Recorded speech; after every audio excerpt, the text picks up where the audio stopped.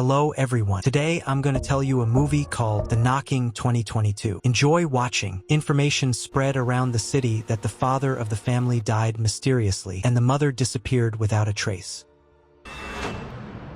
Now, 10 years after this event, when the woman was declared dead, their children came to the notary to resolve the issue of inheritance. A little later, Maria suggests that Matilda and Miko go to their parents' house in order to put it in order. When Matilda agrees with this idea with a smile, everyone else is very surprised, because when the parents disappeared, the girl was found in a small cage.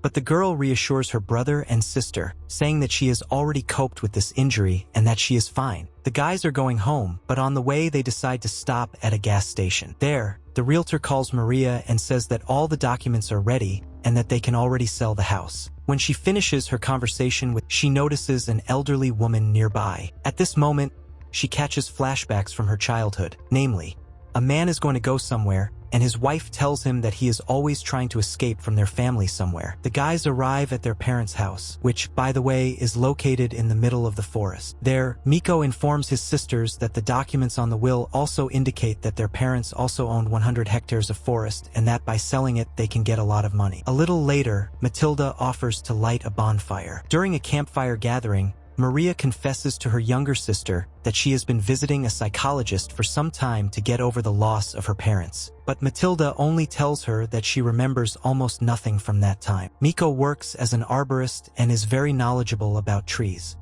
He calls his sisters to him and informs them that the trees here look very strange. If you look at the log of trees, you can see that the tree first died and then began to grow again. He also noted the fact that this is impossible in nature. Then Maria examines the things in the house and finds her mother's jewelry among them. And then she calls her brother's wife Claudia to offer her these jewelry, but she informs her that they have been divorced for 2 years and that he has not communicated with his children for about the same time. Maria begins to accuse her brother of not telling her about it. But he tells her that he doesn't have to tell her anything, especially since they rarely communicate. But after calming down a little, he apologizes to her, and she admits that she became pregnant as a teenager, and their father forced her to have an abortion, and after that incident she can no longer have children. That's why it's hard for her to accept the fact that her brother doesn't want to see his daughters. Meanwhile, Matilda has memories of how, as a child, she watched her mother and her friend when they walked through the forest and listened to the trees, and a little later, when she asked them about what she saw, the woman told her that this land once belonged to her family and that she was sure the fact that spirits live here. During this conversation, the father returns home and says that he plans to sell the house and that thanks to this they will have a lot of money. But his wife does not agree with this idea and hopes that he will change his mind about the sale. But he signs the purchase and sale document anyway. Then he notices Matilda's book about forest spirits, takes it away and burns it. Night falls and Maria begins to suspect that something strange is happening here.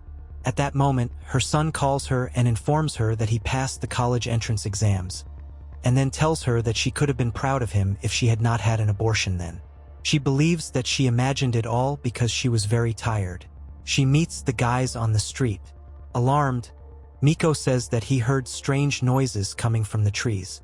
Maria wants to leave this place as soon as possible, to which Miko replies that they will have to stay here for the night, because the last ferry has already left, otherwise they will not be able to leave here.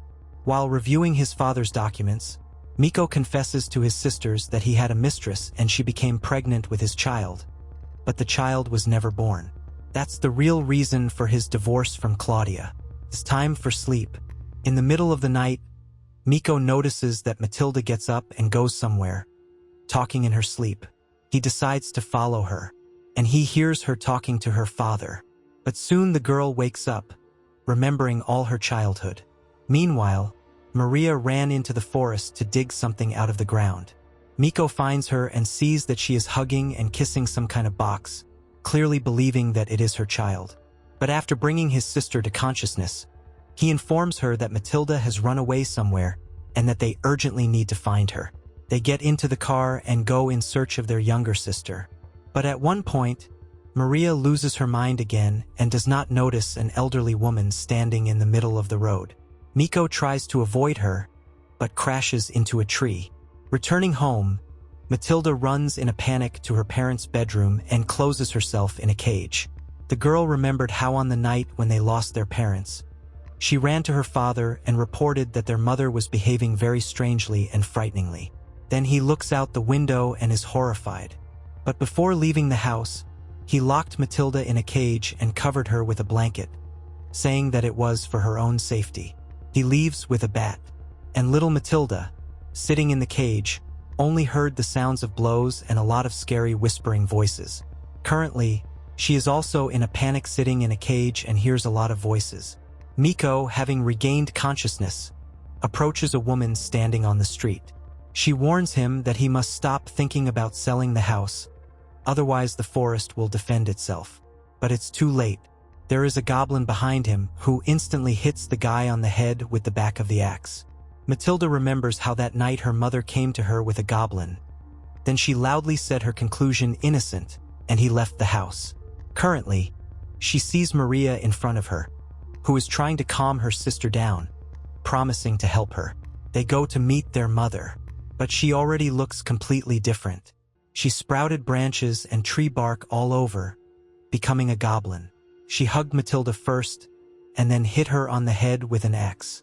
After that, she gave the same axe to Maria, who then went further into the forest. After a while, Miko and Matilda regain consciousness, but they are in some kind of enclosed space. They are panicking, screaming with all their might and banging on the walls. What they don't know is that they are now trapped in trees forever.